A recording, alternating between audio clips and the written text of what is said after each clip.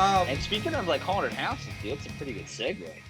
Yeah, So so what we're gonna talk yeah, about. it works with the Oktoberfest. I know.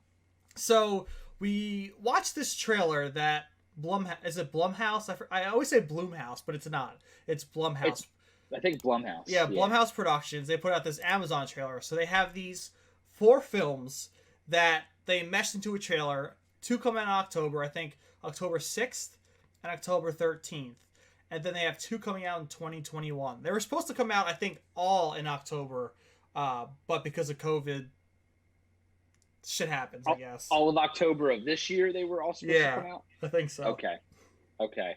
And Blumhouse, as we know, they're known for their horror movies. They're known for like low budget horror films, but I think with horror films, you don't need these crazy $100 to $200 million budgets. But they've been so successful with making like everyone loves horror movies. Like we've had this like horror resurgence over. Not everyone. I'll tell you, Jess freaking hates them. I can't get her to watch one with me. Except for Jess, yes. But other people seem to love these things because they're so profitable. These horror movies. Now I know with Amazon, it's and with what's going on, obviously we can't go to theaters. And I wonder if they would have released these movies in theaters.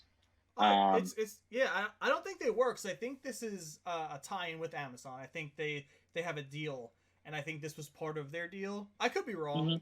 It's a good idea, though. Yeah. I mean, streaming, it's the future, dude. Yeah. So the trailer itself was awesome. I liked it. It didn't like show too much because it was showing four movies in one trailer, and they all look interesting. We have The Lie, which is the first one coming out on October 6th, and the synopsis for that is when their teenage daughter confesses to impulsively killing her best friend, two desperate parents attempt to cover up the horrific crime, leading them into a complicated web of lies and deception. So, my first thought, because way back when me and Pat were roommates, he used to watch a lot of Lifetime movies. I watched them with him because why not? That one kind of has like a feel of a Lifetime style like plot.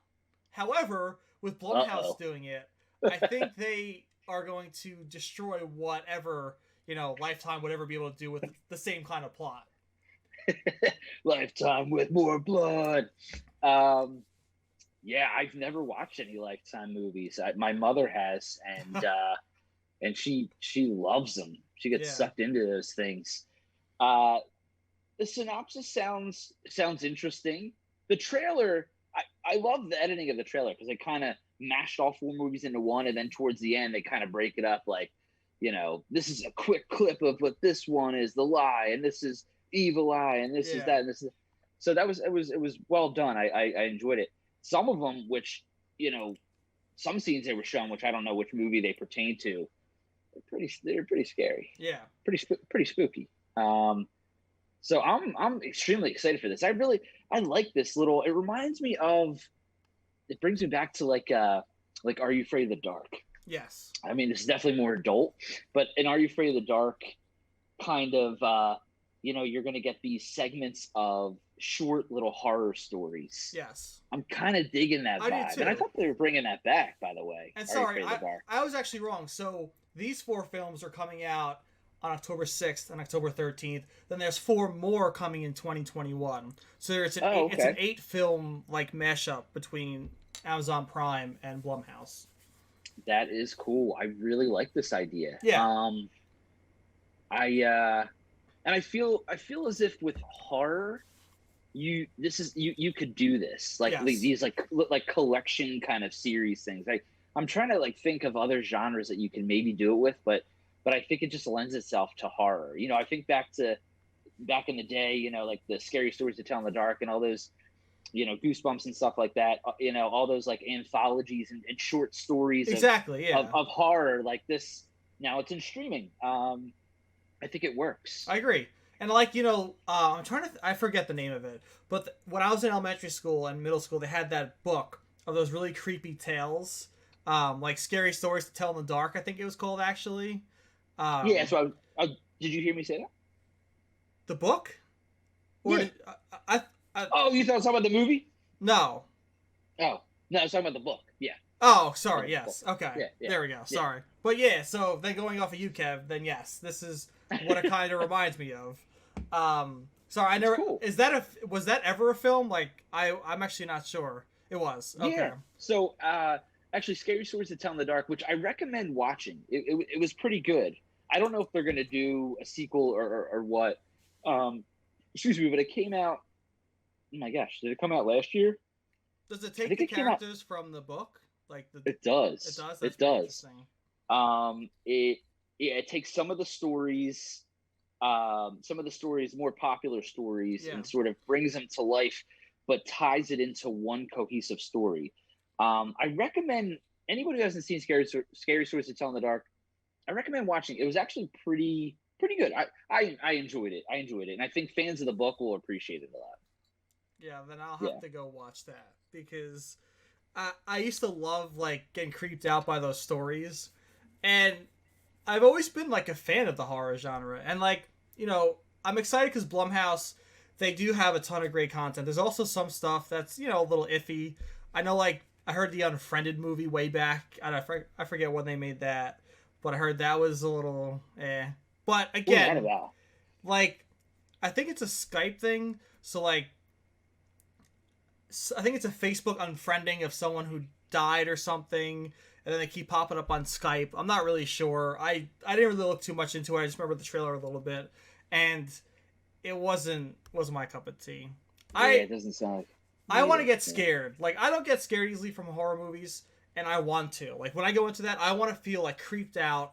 I want to feel Yeah. like looking behind my shoulder, like what's going on? Am I afraid of what's like? Why am I afraid of the world now? That's how I want to feel after I watch a horror film.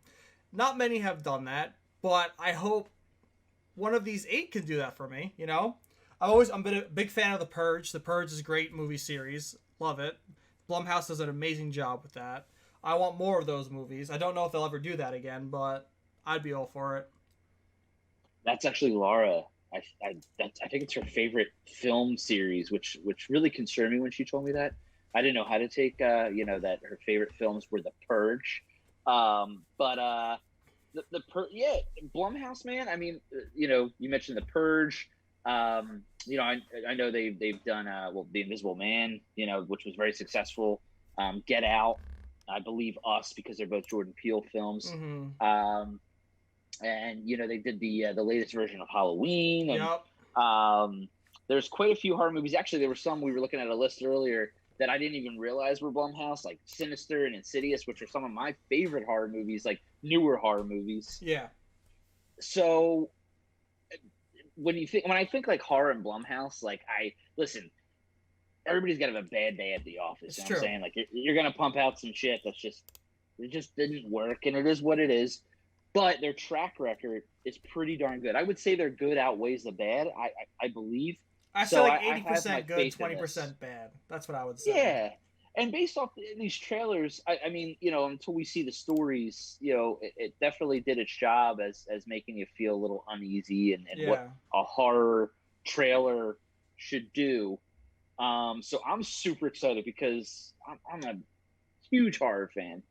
So I love this idea, and I wouldn't be surprised if it's pretty successful that they might make it a thing. Be cool. And then I wouldn't be surprised if other streaming services start to compete with this kind of stuff. Because horror stories, you can tell on like such a low budget, like $10 million, and bust out a horror film. Yeah, it would be a brilliant idea, and I would be all for that because the more like horror content, good horror content, I should say, because at the end of the day, if these are on the lower side, it's going to be like a little disappointing. I don't think they will be. I think they're hyped up about it. I think Amazon is as well. And just reading some of these, plots and synopsises of some of the films coming out, it's interesting. Like the next one that's coming out on also October 6th is Black Box, and it says after losing his wife and his memory in a car accident, a single father undergoes an agonizing experimental treatment that causes him to question who he really is. That Black Box movie sounds like something right out of Black Mirror, and that's really cool. And throwing a horror aesthetic to it, I think it's a brilliant plotline. I think that has grounds to be a very good horror film. That one sounds really interesting. I kind of like I like the synopsis of that one. Yeah, I'm intrigued. Yeah, especially that sounds pretty good. someone who is going under experimental treatments. You never know what's going to happen, and he might be seeing stuff. Who knows what he might be doing? Maybe develop a personality or two. Like, the sky's the limit. When you had multiple personalities that might be, murderous, you got yourself a pretty decent horror film. Yeah, man. This one sounds pretty good. What's the Nocturne one about? So Nocturne says, curious about that name. Inside the halls of an elite arts academy, a timid music student begins to outshine her more accomplished and outgoing twin sister when she discovers a mysterious notebook belonging to a recently deceased classmate. Interesting. That's it, huh? That's all they're giving you. Yeah, that's all they're giving you. I think that's the one where she's like staring at her sister with the boyfriend from behind, being all creepy and stuff. Yeah, she looked pissed off. Yeah, I wonder if she was digging that dude. Yeah. And then her sister was like, nah, he's mine. And then the last one that's coming out on the 13th, it's called Evil Eye, and it's a seemingly perfect romance turns into a nightmare when a mother becomes convinced her daughter's new boyfriend has a dark connection to her own past. Whoa. It's pretty wild. Oh, boy. Okay. Well, shit, dude. I'm ready, man. I'm ready for Halloween. I'm ready for these freaking horror movies on Amazon. Let's do it, dude. Let's do it. I'm ready too.